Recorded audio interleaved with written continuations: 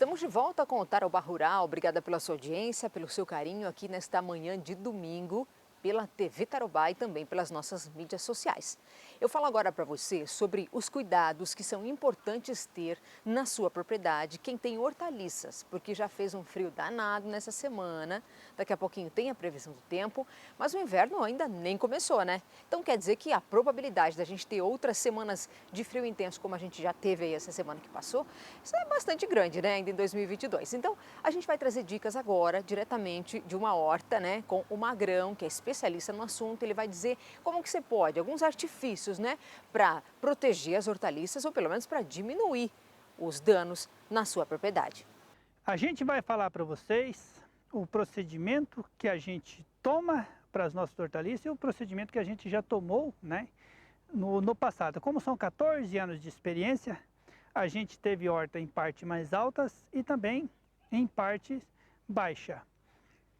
Eu vou comentar com vocês qual foi o procedimento mais correto que a gente tomou até hoje e deu resultado. E alguns procedimentos que eu vou dizer para vocês que jamais vocês podem tomarem, porque eu fiz no passado e não deu certo, foi prejuízo na certa. Para a gente cobrir cobrir as hortaliças, né? As folhosas principalmente.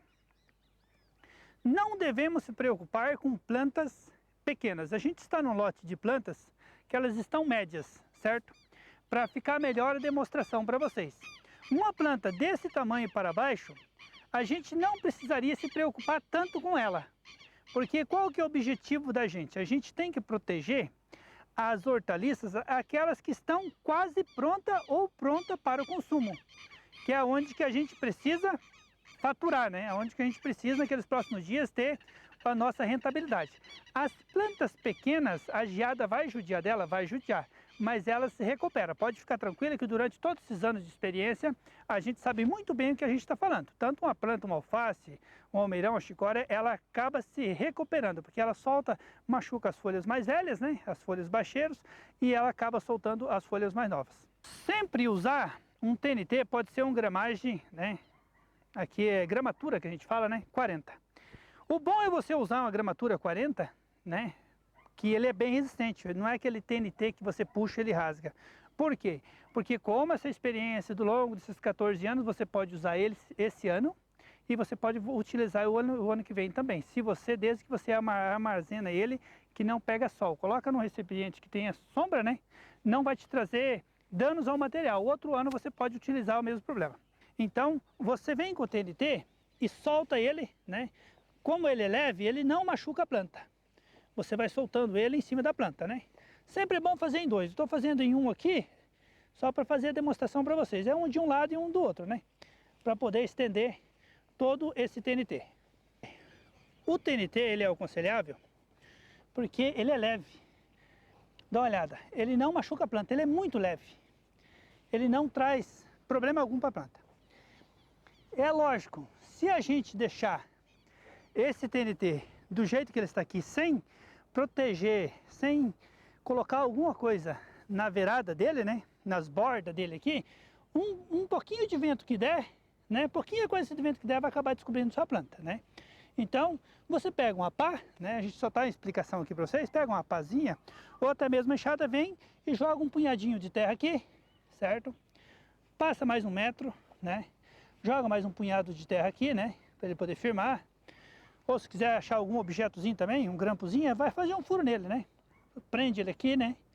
Prende ele aqui, prende ele do outro lado pro vento. O que acontece? O vento não vai descobrir o seu canteiro. Pessoal, o que eu comento com vocês, não cubra a planta molhada, a não ser que deu chuva. Por exemplo, a nossa planta está seca, ó. Não foi molhada, está seca. Dá para você ver que a planta está seca.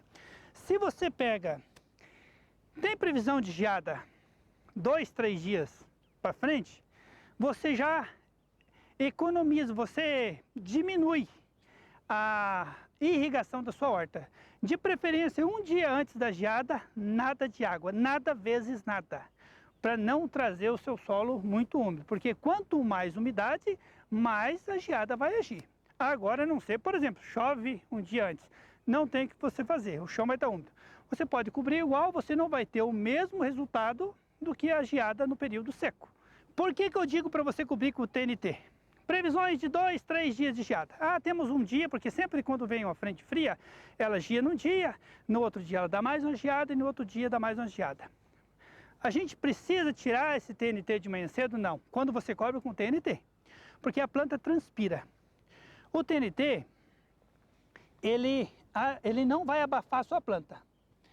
Quando sai o sol, que a sua planta está com gelo embaixo, ele vai fazer como se fosse um protetor solar para a sua planta, como se fosse uma parte de sombra.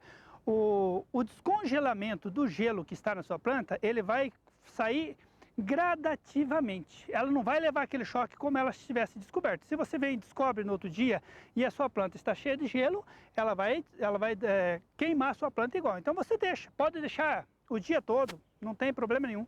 Pode esperar passar as 3 geadas fortes, né? Aí depois você vai lá e tira. Por que tem muita gente que vai e cobre com uma lona preta? É lógico, você jogar uma lona preta em cima, você vai ter um problema sério. Porque a planta, você pode olhar, a planta ela transpira e transpira muito. E depois você pega mais umidade do solo, que sobe o vapor, então a parte de baixo ela fica muito molhada. E onde tem água, tem gelo. Você entendeu? Então vai dar acúmulo de umidade e sem contar que você vai ter que tirar esse plástico, porque imagina, porque ele de manhã cedo ele tem o gelo e está frio, mas chega ali no meio do dia, ali depois das 11, se essa lona está por cima da sua planta, ela vira um forno embaixo, ela acaba cozinhando a sua planta. Então é um procedimento que não deve fazer cobrir com lona preta. Eu aconselho sempre o TNT 40, né, gramatura 40, por quê? Ele é mais resistente um pouco, né, 40 já está bom, e você pode utilizar ele outro ano. Na previsão do tempo, a gente já chega mostrando um panorama das temperaturas essa semana. Ainda vai ser frio, mas nada comparado aos dias anteriores. E nada de tendência para geada também. Em Cascavel, a mínima fica baixa hoje, mas ao longo da semana já sobe um pouco. Veja que já teremos temperaturas acima dos 20 graus até quarta-feira. E quanto à chuva, de acordo com os meteorologistas, alguma garoa deve ser registrada entre a madrugada de segunda e o início da manhã. Mas depois, logo o sol aparece e predomina. Assim também será no sudoeste do estado, em Francisco Beltrão. Hoje, os termômetros alcançam os 19 graus e até quarta não chove na cidade, com aumento gradativo nas temperaturas. Campo Mourão também apresenta condições para tempo firme e temperaturas amenas. Faz frio apenas no início da manhã, mas depois o sol aparece e aí o ambiente fica mais aquecido. No noroeste do Paraná, em Umuarama, a tendência é de calor ao longo da semana. Veja que a máxima na segunda e terça-feira deve alcançar os 26 graus e nada de chuva. Produtor rural, nesta época do ano, principalmente com o milho na lavoura, tem diversas preocupações. Claro que a questão climática preocupa e muito, tira o sono, né? Mas também a cigarrinha, que tem tirado o sono do produtor já há um bom tempo, praticamente desde que plantou. E o ataque esse ano tem sido implacável dessas danadas das cigarrinhas. Agora, como é que ela age na planta? Quais os prejuízos? Como realmente elas têm trabalhado aí para causar esse prejuízo na sua propriedade rural? A gente conversou com um especialista no assunto. Ele é pesquisador da Embrapa Milho e Sorgo, é o Ivênio Rubens de Oliveira. E ele mandou um vídeo para nós explicando um pouquinho mais sobre a atuação da cigarrinha nas lavouras de milho. Para começar, a gente precisa entender melhor o que é esse inseto, né? A cigarrinha do milho é um inseto pequeno, que vai ter em torno aí de 4 milímetros no máximo, uma coloração branca, pode variar até o cinza, mas normalmente a gente vai detectar a presença dela no milho, ali na região do cartucho, porque é a região onde tem mais umidade na planta e ela gosta desse aspecto de umidade para a sobrevivência. Nesse contexto, a gente tem que ressaltar que, embora a gente encontre esse inseto em várias plantas, ela só consegue completar o ciclo reprodutivo na cultura do milho. Ela, por si só, como praga, não é tão problemática, né? Ela vai estar ali succionando seiva nas plantas, mas isso não tem causado tanto prejuízo. O problema concentra-se então no fato de que ela é um inseto vetor, né? O que significa? Ela carrega patógenos. E esses patógenos que ela carrega e transmite para a planta, que são muito problemáticos, que é o que nós conhecemos como enfesamentos. O que esses enfesamentos causam, né? Esses enfesamentos vão atuar ali dentro dos vasos condutores da planta e, na medida que o tempo passa, vai afetar todo o equilíbrio fisiológico da planta. Nós vamos ter encurtamento de entrinós, vamos ter problemas na altura das plantas, nós vamos ter finalmente amarelecimento, envermelhamento, dependendo de qual enfesamento ocorrer, e a planta pode vir a morrer, né? Secar completamente. A gente sempre ressalta que quanto mais nova a planta for, mais problemas vai ter. E a cigarrinha, ela tem esse comportamento, ela vai sempre migrar de lavouras velhas para lavouras mais novas. Então, a partir do momento que eu estou ali com 2 cotilédonos, já, mesmo antes da primeira folha desenvolvida, já é comum a gente observar a cigarrinha na lavoura.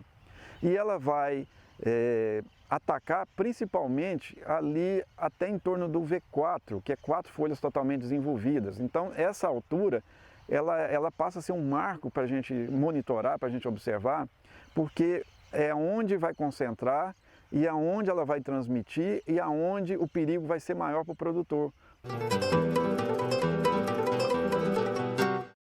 A soja fechou a semana em Cascavel em R$ 179,00. Toledo, mesmo valor, e Guarapuava em R$ 182,10. O milho em Cascavel, R$ 82,00, em Pato Branco, R$ 85,00 e em Umuarama, noroeste do estado, R$ 82,00. O trigo em Cascavel, R$ 104,00, em Toledo, R$ 102,00 e em Francisco Beltrão, R$ 107,00. Já estou recebendo uns recados aqui no meu WhatsApp, pessoal que já tem meu número, né? E sempre fala comigo no domingo de manhã. Fico feliz em conversar com vocês também. A gente vai fazer uma pausa, daqui a pouquinho tem os abraços, tem mais recados. E também nós vamos falar sobre o aniversário do Sindicato Rural Patronal de Cascavel, que foi comemorado esta semana. A gente volta já.